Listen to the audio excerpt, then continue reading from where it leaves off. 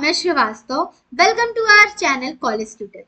तो आज हम पढ़ेंगे section 14 and 15 of the Hindu marriage act which talks about section 14 talks about the no petition for a divorce within a 1 year of marriage। ये कह रहा है कि कोई भी पिटिशन डिवोर्स की जो फाइल होगी विद इन 1 ईयर नहीं होनी चाहिए। मतलब कि अगर मान लीजिए कोई हस्बैंड और वाइफ है, उनकी शादी हुई, उनकी शादी को 1 साल भी नहीं हुआ और वो फाइल करने लगे डिवोर्स की, तो ऐसा नहीं हो सकता।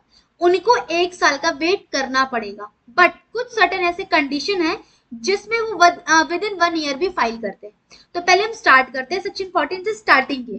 तो स्टार्टिंग का जो हमारा सेक्शन है वो ये कहता है, उसका मेन रूल जो कह रहा है वो बता रहा है, no divorce petition shall be filed within a 1 year of a date of a marriage. ठीक है, तो विद इन 1 ईयर वो फाइल नहीं कर सकता डिवोर्स की पिटिशन। बट आपको पता है ऐसा क्यों है कि हम with in 1 year of a marriage हम फाइल नहीं कर सकते, डिवोर्स की पिटिशन क्यों नहीं रेज कर सकते? हो सकता है कि जो हस्बैंड और वाइफ का डिसीजन हो वो इम्पल्सिव हो सकता है कि बहुत माइनर डिसएग्रीमेंट हुआ हो और इन बीचों में उन्होंने डिसीजन ले लिया कि हमें डिवोर्स लेना चाहिए। तो कोर्ट या स्टैट्यूट हमारा ये कहता है कि no petition for a divorce within a 1 year of a marriage, ताकि उस शादी को वो बचा सके। क्योंकि हो सकता है तो वो इम्पल्सिव डिसीजन हो सकता है कि कोर्ट को ना लगता होगा कि वो बहुत ज्यादा बहुत बड़ी कंडीशन है या स्पेशल सर्कमस्टांसेस में फॉल कर रहा है जिसकी वजह से उनको डिवोर्स ग्रांट कर दे कोर्ट, इसीलिए उनको विद इन 1 ईयर या 1 ईयर का टाइम दिया जाता है। ठीक है, ठीक है, इसलिए इसका मेन रूल ये कहता है कि no petition for a divorce within a 1 year of a marriage. 1 साल के अंदर आप डिवोर्स की पिटिशन नहीं फाइल कर सकते कोर्ट में। कोर्ट कहाँ, कोर्ट किस कोर्ट में?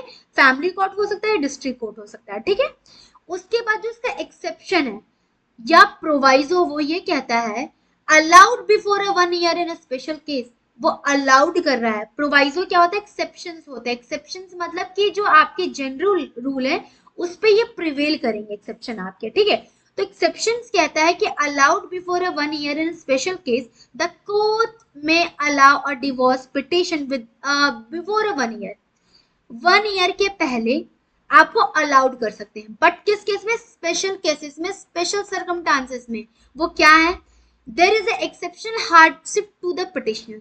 या तो पिटिशनर कोई भी हो सकता है, हस्बैंड हो सकती है, वाइफ हो सकती है, उसके साथ कुछ बहुत ज्यादा गलत हो रहा हो या हो सकता है, तो उन केसेस में जो है within 1 year of a marriage या before 1 year of a marriage वो फाइल कर सकता है पिटिशन ऑफ डिवोर्स के लिए। ठीक है, और दूसरा आपका क्या कहता है? There is exceptional depravity on the part of a respondent.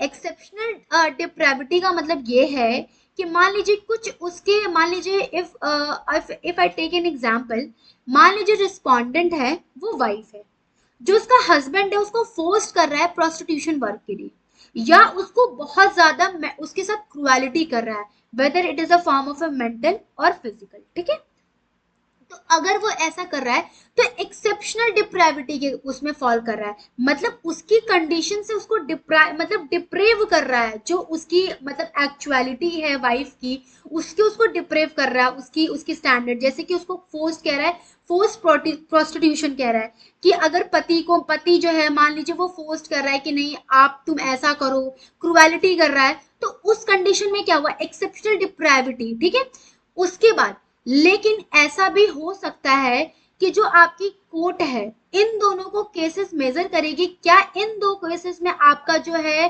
Fall कर रहा है कि नहीं। मान लीजिए कि आपने फाइल किया within 1 year of a marriage और before a 1 year, before the 1 year. ठीक है, आपने क्या किया? पिटिशन फाइल किया कोर्ट में, बट कोर्ट को ऐसा लगता है कि वो फॉल्स है, ऐसा कुछ फॉल्स इंफॉर्मेशन है, तो कोर्ट क्या कर सकेगी? डिसमिस कर देगी ये पिटिशन को। एज कोर्ट को ये लगना चाहिए कि स्पेशल सर्कमस्टांसेस में ये फॉल कर रहा है, या पिटिशनर को या रिस्पोंडेंट को। ठीक है, उसके बाद हम नेक्स्ट देखते हैं। उसके बाद आपका बात करता है सेक्शन 15। सेक्शन 15 आपका क्या बात करता है? When a divorce person may remarry. कब जो है डिवोर्स जो पर्सन है, स्पाउस जो है वो रीमैरी उनकी शादी दोबारा हो सकती है। ठीक है, तो रूल पहला आपका ये कहता है कि the person can remarry after divorce. जो पर्सन है वो शादी, जो पर्सन यहाँ पे ये जो पर्सन है ये कौन है? ये जो पर्सन है ना, ये आपके हस्बैंड और वाइफ है। इनका डिवोर्स हुआ है और ये कब रीमैरी करते हैं उसके लिए सेक्शन 15 बात कर रहा है। ये उनके लिए नहीं कि ये शादी कैसे होगी, रीमैरी है यहाँ पे, रीमैरी मतलब दोबारा शादी कैसे होगी, किस पर्सन की, जिस पर्सन की डिवोर्स हो चुकी है हस्बैंड और वाइफ की, तो वो कब करेंगे। पहला जो आपका करता है, the appeal period against the divorce decree has expired. पहले जानते हैं कि अपील क्या होता है। अपील ये होता है कि मान लीजिए, अपील ये है कि आप अगर आप जो मतलब कि लोअर कोर्ट के डिसीजन से या जजमेंट से आप खुश नहीं है, तो आप हायर कोर्ट में अपील कर सकते हो। ठीक है, अपील करने के बहुत सारे प्रोसेस हैं। वो प्रोसेस आपका सीआरपीसी आपका डील करता है, सीपीसी भी डील करता है कि किस किस ग्राउंड पे हम कर सकते हैं। ठीक है, तो ये सब चीजें अलग चीजें, लेकिन अभी हम पहले जानते हैं कि अपील क्या होता है। अपील वो है कि मान लीजिए कि आपको डिवोर्स मिली, फैमिली कोर्ट से मिलती है या डिस्ट्रिक्ट कोर्ट से मिली, बट आप उस कोर्ट से आपका डिसीजन जो भी आया आप खुश नहीं है, तो आप अपील करेंगे हाई कोर्ट में। आपको पता है हायरार्की होती है कोर्ट की, district court, high court, supreme court. ठीक है, तो हायरार्की बनी हुई है। तो जब आप लोअर कोर्ट से खुश नहीं हो तो आप हायर कोर्ट में जाओगे। जैसे कि यहाँ पे आप डिस्ट्रिक्ट कोर्ट से आपको डिसीजन मिली, तो आप गए हाई कोर्ट में। जब हाई कोर्ट में पहुंचे तो आपने अपील फाइल की कि हमें मतलब कि अपील फाइल की, बट उस अपील जो अपील का पीरियड होता है ना फाइल करने का, वो 90 डेज होता है। ठीक है, अपील फाइल करने का क्या होता है, 90 डेज। 90 डेज कब से, जो आपका जजमेंट पहला वाला है, फर्स्ट जो आपका आया है जजमेंट लोअर कोर्ट से, उस डेट से आपका स्टार्ट होता है 90 डेज से। ठीक है, तो मान लीजिए कि 90 डेज तक जो आपका अपील पीरियड होता है वो एक्सपायर कर गया, किसी और ने अपील नहीं किया, चाहे अपील का पीरियड ही लैप्स कर गया। ठीक है, तो किसी आपने अपील नहीं किया या अपील पीरियड ही लैप्स कर गया, तो उस कंडीशन में आपकी शादी दोबारा हो सकती है। दूसरा कंडीशन क्या है, if an appeal was a file it has been dismissed by the court. जरूरी नहीं है कि जब आप लोअर कोर्ट के डिसीजन से खुश नहीं हो तो आप हायर कोर्ट में अपील लेके पहुंचो, तो आपका वो जो जो आपका अपर कोर्ट है या हायर कोर्ट है, आपके वो अपील को कंसीडर करेगा। It may be rejected on the certain ground.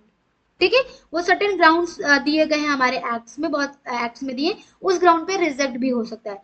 तो अगर अपील की पीरियड लैप्स कर गई है, अगर जो डिसमिस्ड हो चुका है अपील जो आप लेके गए हो, उस कंडीशन में भी वो डिवोर्स पर्सन की शादी हो सकती है। ठीक है, तो सेक्शन 14 और 15 समझ में आया। तो अब मिलते हैं नेक्स्ट वीडियो में। Thank you.